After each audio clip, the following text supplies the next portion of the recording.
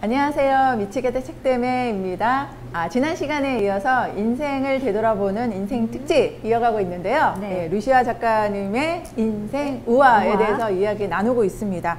자, 45편의 이제 우화 중에서 지난 시간에 2편을 이야기 나눴어요. 네. 시간이 훅 지나는데 네. 오늘도 2편의 이야기를 나눠보도록 하겠습니다. 오늘은 세상의 참견쟁이들이라는 제목이에요. 제목만 들어도 뜨끔해. 제목만 들어도 뜨끔해. 그냥 넘길 뻔했어. 읽기 싫어서. 자, 이야기 줄거리를 조금 소개해드리면요. 네. 아내와 첫째를 잃은 아빠가 안타까워. 홀로 남은 둘째 아이를 혼자 키웁니다. 그러니까 얼마나 이렇게 애지중지 잘 옆에서 키웠겠어요. 근데 이 아이가 정말 잘 자랐는데 청년이 된 이 아이가 이야기를 합니다. 아빠, 내가 새로운 세상을 좀 알고 싶어요 라고 해서 아빠가 그래야지 해서 해움을 이제 떠나게 되는 거예요. 새로운 세상을 알기 위해서. 근데 그 길을 가는 중에 4명의 낯선 사람을 만나게 되는데요. 네. 첫 번째 사람이 아니 이렇게 큰 아이를 데리고 어디를 가느냐, 학교를 보내야지, 그래야 똑똑해지지 라고 그렇지. 이야기를 하는 거예요. 나도 그렇게 생각해. 근데 또 가다 보니 또 2번째 사람이 딱 만나서 뭐라고 하냐면 아니 아이에게 마부가 되는 훈련을 시켜야지 이렇게 허송세월하면 어떡하냐고, 그래야 빨리 자리를 잡죠 라고 이야기를 해요. 그것도 맞는 말이야. 맞아요. 기술을 가르쳐야 돼. 네. 그런가 하면 또 이렇게 막 하고 있는데 또 한 사람이 이야기합니다. 언제까지 아빠가 그렇게 끼고 다닐 거냐고, 혼자 다른 나라로 보내서 빨리 적응하는 법도 알고 세상의 이치를 가르쳐야 됩니다 라고 이야기를 해요. 거기에도 한 표. 다 맞는 말이네요. 어떡하지? 근데 마지막 4번째 사람을 딱 만났는데 뭐라고 하냐면, 이렇게 새로운 것을 뭔가 하려면, 처음부터 뭔가를 시작하려면 우리가 기본부터 알아야 되니 납비를 찾아가서 경전을 배워야 된다라고 이야기를 해요. 네. 그건 잘 모르겠다. 경전을 배워본 적이 없어서. 아니 이렇게 가다가 아직 가지도 않았는데 이렇게 낯선 사람들을 만나는데 많은 이야기를 들었던 거예요. 그래서 아들과 아빠가 딱 앉아서 이야기를 하는데 아들이 아빠한테 딱 이야기하는 거죠. 아니 왜 이렇게 사람들이 우리 일에 이렇게 관심이 많냐, 왜 이렇게 지적을 하냐, 첫 번째 의문을 나타내고, 두 번째 그런데 아빠가 왜 안 나서는지가 궁금한 거죠. 아버지가 아무 말도 안 했잖아. 네. 그렇죠.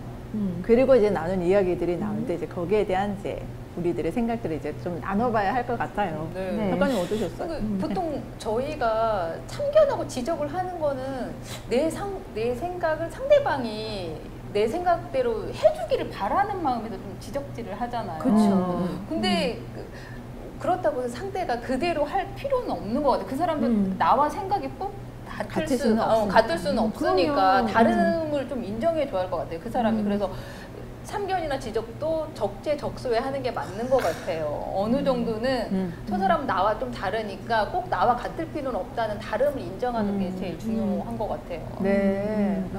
그렇죠. 저는 이 그 뒤에 부분에 네. 그 아들이 물어보잖아요. 아까 맞아요. 2가지 질문했잖아요. 왜 그렇지. 아빠는 가만히 있냐? 그러니까 왜 나서지 않으셨어요? 왜 나서지 않으셨어요? 라고 물어봤을 때 아버지가 아들한테 뭐라고 얘기했냐면,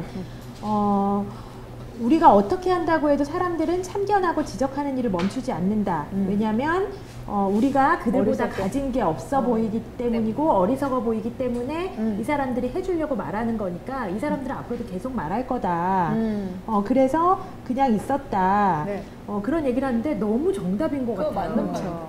그러니까 이 해엄 사람들이 어리석은 사람들만 모아놨다고 했는데 맞아요.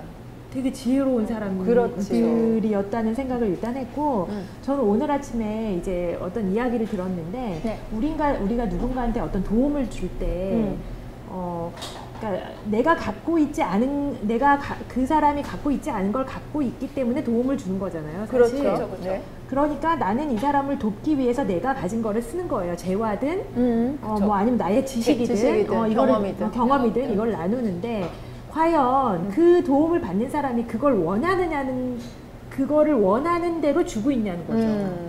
우리는 그걸 원할 거라고 생각해서 주지만, 그렇죠. 그 사람 입장에서 생각해 봤냐는 얘기를 오늘 아침에 이제 어떤 강의에서 들었어요. 맞는 것 같아요. 네. 맞아요. 네. 그러고 나니까 그런 생각이 들고, 애들한테 잔소리할 때 우리가 애들이 미워서 잔소리하지 않아요. 우린 잔소리가 아니죠. 그렇죠. 도움이 되는 말이야. 우린 도움이 되는 얘기잖아요. 근데 과연 아이가 그걸 필요로 하는지 나 좀 생각해 봐야 되겠다. 어쩌면 내가 정말 이 해움에 지나가는 그 지적질하는 1, 2, 3, 4 중에 한 명이었구나라는 생각이 들었어요. 그렇죠. 아이들에 대한 문제도 있는데 우리 보통 꼰대라고 하잖아요. 그러니까요. 내가 지난번에 무슨 강의 갔다가 엄청 꼰대짓 하고 왔잖아요. 엄청 후회했어.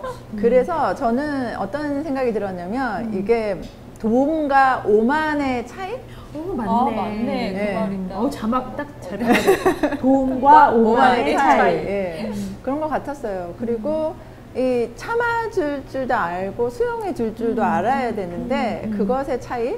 그래서 이걸 다 구분하기가 참 쉽지 않은 것 같은데 아까 작가님 말씀해 주신 것처럼 정말 이게 상대가 원하는 걸 우리가 해주고 있느냐는 거죠. 그러니까 내가 단지 갖고 있는 걸 준다는 것이 도움이 아니라 정말 그들이 바라는 것을 줄 수 있을 때가 도움인데 그게 내가 하고 싶을 때 말하고 싶을 때가 아니라 그들이 원할 때이어야 한다라는 거 깨닫게 돼서 자녀 관계도 그렇고 사회적인 관계도 그렇고 그렇죠. 예, 우리 인생에도 그렇고 되게 필요한 부분이 아닌가 싶은 생각이 들었습니다.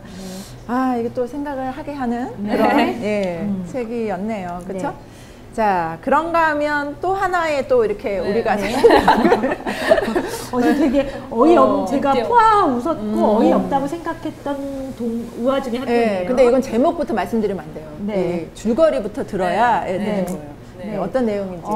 그 소문난 대장장이 부부가 있었는데요. 이제 은퇴를 했어요. 그래서 아주 편안하게 살고 있는데 해운 마을에서 굉장히 그 부부 관계가 좋은 인꼬 부부. 인꼬 부부로 소문이 난 그런 부부인데 하루는 아저씨가 라삐한테 찾아가서 이제 더 이상 아내와 살 수 없다고 얘기를 한 거예요. 갑자기? 그러니까 그 라삐가 깜짝 놀란 거죠. 동네 사람들 깜짝 놀랐어요. 왜 그러냐? 이렇게 사이 좋은 부부가 왜 그러냐? 늙음하게. 졸혼도 아니고 학원 이혼도 아니고. 근데 그 대장장이 아저씨가 뭐라고 했냐면 그 아내가 침실에 염소 2마리를 처음에 데려왔다는 거예요. 웬일. 침실에 염소를? 맡아보셨어요, 냄새? 네. 진짜 냄새 근데 많이 그 다음날 소를 데리고 들어왔다네? 침실에? 침실이 좀 꽤 넓나? 그래도 집이 넓은가 봐요. 집이 그렇네. 집이 넓으니까 소까지 들어가죠. 근데 왜 데리고 들어왔대?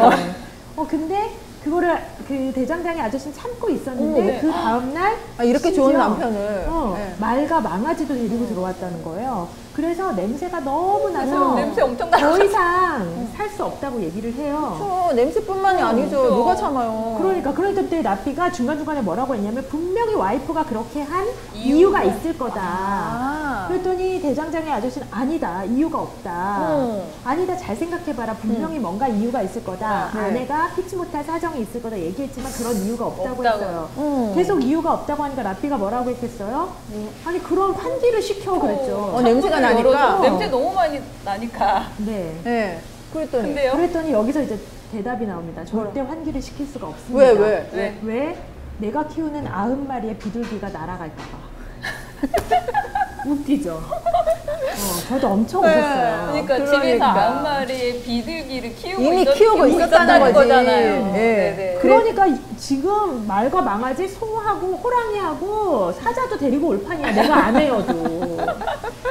얼마나 냄새가 많이 났겠어요. 그래서 이 우화 제목이 내가 키우는 90마리의 비둘기예요. 근데 사실 이 내가 키우는 90마리의 비둘기 다 있지 않으세요? 다 있죠. 그래서 저도 생각을 해봤는데 저도 좀 남편하고 좀 티격태격 성격 차이 때문에 티격태격 하잖아요. 근데 어떻게 보면 제가 조금 살림을 잘 못해요. 그래서 우리 신랑이 항상 지적을 하고 막 그러는데 제가 봤는데 서로 안 좋은 것만 먼저 보니까 이제 저의 그 90마리의 비둘기도 갖고 있고 남편도 자신만의 또 그런 소를 키우고 망아지를 키우고 있는 거죠 서로. 근데 그래서 아무튼 그렇게 계속 이거는 끝나지 않은 그런 것 같아요. 서로 이해를 하려고 해도. 저는 이 부분에 내가 키우는 90마리 비둘기가 뭘까라고 생각을 하다가 무슨 생각을 했냐면요. 이거는 배우자한테 가서 물어봐야 된다고 저는 생각이 들어요. 맞아요. 왜냐면 내가 키우는 90마리의 비둘기는 이거야 라고 생각하고 있었는데 배우자는 제가 예전에 뭐 기회가 있어서 부부 상담을 한번 받았거든요. 네. 부부 상담을 받았는데 그때 그 본인이 키우는 90마리 비둘기에 대한 얘기가 나온 거예요. 그 나는 이것 때문에 우리 남편이 너무 곤란해하고 나를 싫어할 거야. 내지는 나와 힘들 거야 라고 생각을 했는데. 하고 있었어요. 그게 결혼한 7, 8년 차였을 때쯤. 근데 남편이 말한 거는 그게 아니었어요. 전혀 아니었어요. 전혀 아니었어요. 네. 너무 충격이었어요.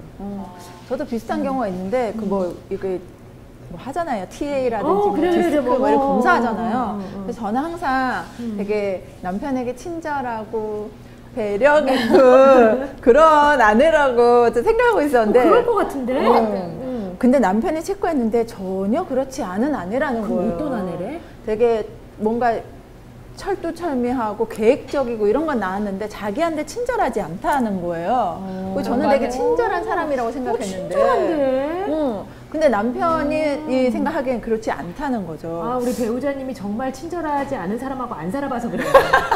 그렇지?